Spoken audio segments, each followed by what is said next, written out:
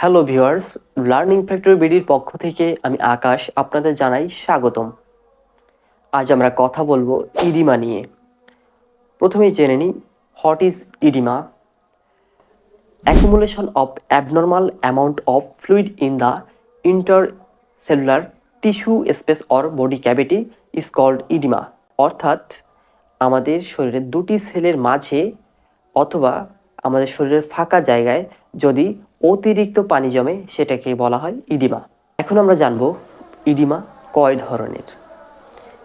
According to distribution O generalised and localised, অর্থাৎ সারা শরীরে যদি ফুলে যায় বা পানি জমে সেটাকে বলা হয় জেনারেলাইজড ইডিমা।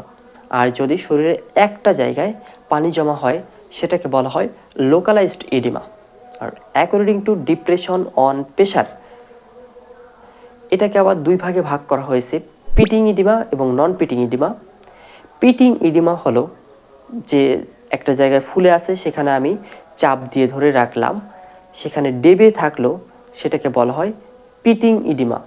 আর নন পিটিং ইডিমা হলো যে আক্রান্ত স্থানে বা অ্যাফেক্টেড এরিয়াতে আমি প্রেশার ক্রিয়েট করলাম কিন্তু সেখানে ডেবে থাকলো না, সেটাকে বলা হয় নন পিটিং ইডিমা।